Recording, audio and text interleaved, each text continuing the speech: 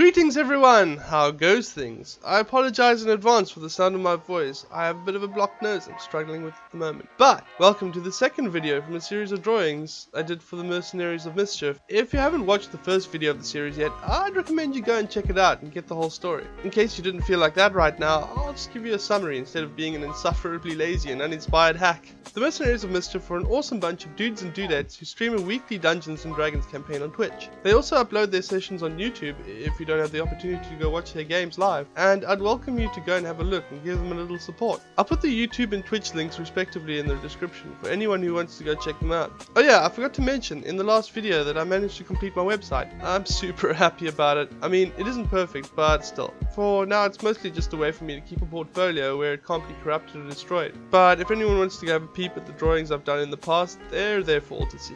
Again, I'll pop the link in the description in case you feel like boring yourself with my antics. So yeah, now that we've got all the snap talking out of the way, let's move on to our main event. Today, I'll be drawing a Warlock named BONTEMPS, and he's weaselly familiar at Twitch. The description of Guy was packed with details and kind of makes him seem like a pretty good-natured fella. He's 6'2", has dark brown hair parted in the middle, a moustache that matches his hairstyle, deep green eyes, a strong jaw, high cheekbones, is always smiling, and has a long ivory pipe. His clothes and gear consist of fine-looking leather armor, a red tunic, orange breeches, and blue knee-high boots, with a cloak that matches the color scheme in gradients from the top down. He also has a mace of faces which has the happy and sad opera mask on each side. So, as usual, I started with the basic frame of the character just so I could get a good idea of the proportion and have a visual idea of how the props would fit with the pose. The frame was quick and easy, so I got started on the second frame layer to show a little more detail. I felt like Guy would be sort of posh and confident based on the general description, but I also wanted him to be approachable with his warm smile, leaving him to appear jovial and kindly rather than condescending. Again, I did my normal thing of shaping the body to understand its form and role in the overall effect of the image, leaving the hair and other such details for later. I then did a rough outline of his animal companion.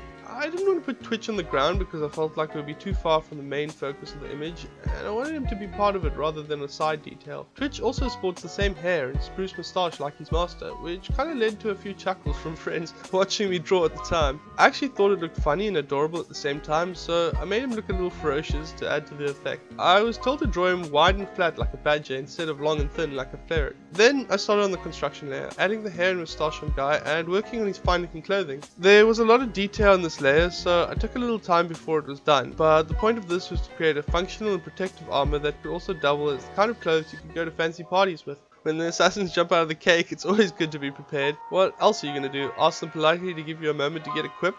The idea behind Guy's clothes were partly inspired by a reference image I was sent with the description, and partly by 15th century European clothing because it looks cool, except for the baggy tucked in pants. I drew those because tights on dudes look awful. The mace was also a bit tricky because I wanted to show both sides of the face, but somehow I managed to get it right without making it look weird. After that, I just finished off his really awesome looking boots before starting on the final line work. His hair looked a little better drawn asymmetrically, so I gave him a little bit of a stray lock, but I took a lot of time to make sure the moustache was perfect. Do you have any idea how hard it is to grow one of those? I'm sure Guy makes sure it's incredibly well kept. I realized that Twitch had gotten very little detail, so I gave him some special attention. I made him as weaselly as I knew how, and though he isn't perfect, he's definitely very cute with his tiny angry weasel eyes and his little weasel moustache. I tried to give him whiskers at some point, and then decided it didn't really work, but the anime eyebrows were a perfect addition. I remember feeling like the line work was never going to end. I really wanted to add a lot to look at and pack the character with finery, but I got frustrated a lot and ended up procrastinating quite a bit. As I always say, at this point you have two options: come back later fresh, or carry on and do an awful job. It kind of took a while to get myself back into it, but eventually I just knuckled down, put on some good music, and turned my brain off, which kind of helped.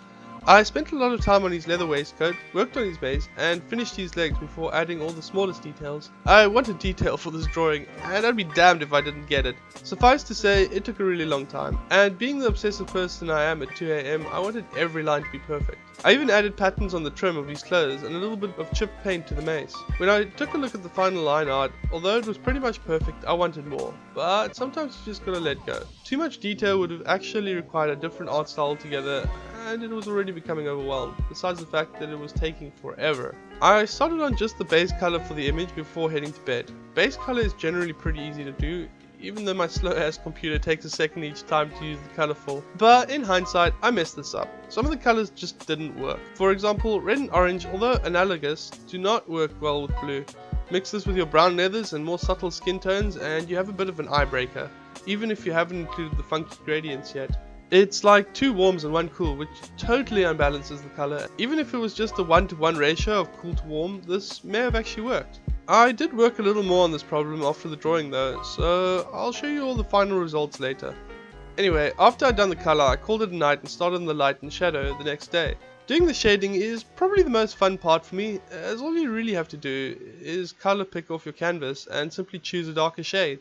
It also helps to just move it to a slightly warmer or cooler color, depending on what color it is. For example, when doing shadows for red colors, I tend to just move the color wheel a little closer to purple, just a tiny bit. Whereas green colors, I'll move a little closer to the blue side of the wheel. Anyways, I did the normal softening of the shading, which came together pretty well. I cheated a little bit though. You're supposed to finish the shades before softening them so as not to miss anything. Oops. I also had these little inside edges of the cave that really irritated me. For some reason I couldn't figure out how to fix them, and to be honest, I think it got stuck on the line work layer somehow, which really sucks. In the end, I kinda just filled it in as part of the shading. Then I did my normal thing of adding some texture to the more leathery parts of the outfit, shading the smaller details, and finishing off by doing the lighting.